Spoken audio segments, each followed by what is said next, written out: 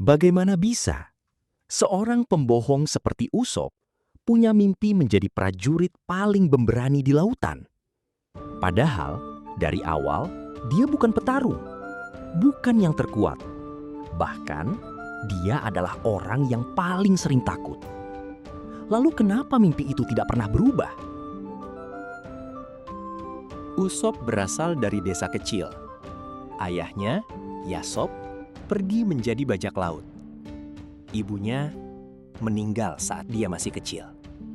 Sejak itu, Usop hidup sendirian. Dan satu hal yang ia lakukan setiap hari adalah berbohong.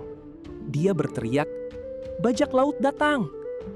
Bukan untuk menipu, tapi karena dia ingin percaya bahwa suatu hari ayahnya benar-benar kembali. Dari sini, kita paham, Usop bukan pengecut tanpa alasan. Dia hanya anak kecil yang mencoba bertahan dengan caranya sendiri. Sampai akhirnya, dia bertemu Monkey D. Luffy. Berbeda dari yang lain, Luffy tidak menertawakan mimpinya. Dan dari situlah semuanya berubah. Usop ikut berlayar.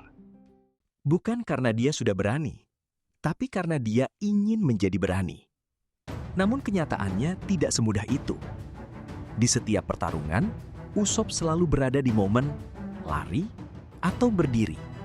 Di Enies Lobby, dia memilih cara yang unik. Dia menghilang dan muncul sebagai Sogaki. Topeng itu bukan sekedar penyamaran. Itu adalah simbol bahwa untuk pertama kalinya, Usop berani melawan rasa takutnya sendiri. Lalu, di Dressrosa, tanpa direncanakan dan tanpa niat jadi pahlawan, Usop melakukan satu tindakan kecil yang menyelamatkan banyak orang.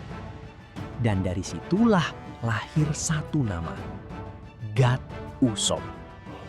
Ironis, seorang pembohong dipanggil dewa.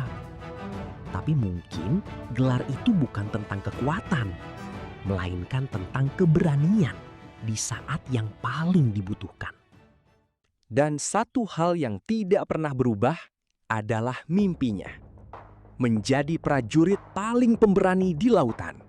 Bukan yang paling kuat, tapi yang tetap berdiri meskipun dia takut. Dan sekarang, cerita mulai mendekati Elbaf.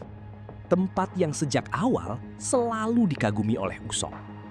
Tanah para raksasa. Atau simbol dari keberanian itu sendiri. Tapi disinilah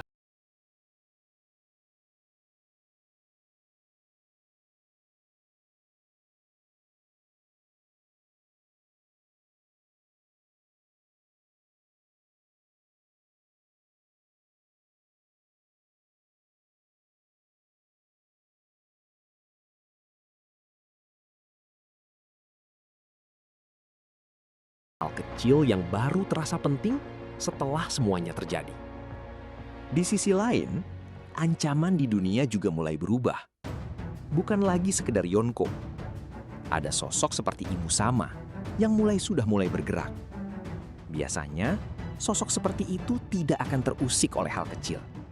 Tidak oleh kru biasa. Tidak oleh seseorang seperti Usop. Tapi bagaimana kalau yang terlihat kecil itu justru punya dampak yang paling besar?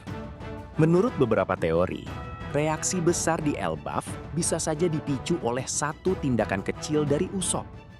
Entah itu karena dia menantang, mengejek, atau tanpa sadar mengganggu sesuatu yang seharusnya tidak disentuh. Dan kalau itu benar, maka untuk pertama kalinya, Usop bukan lagi sekadar pengikut, tapi justru menjadi pusat dari momen besar itu. Di titik ini, kita kembali ke satu kalimat penting. Usop pernah berkata, kalau suatu hari dia harus mati sendiri,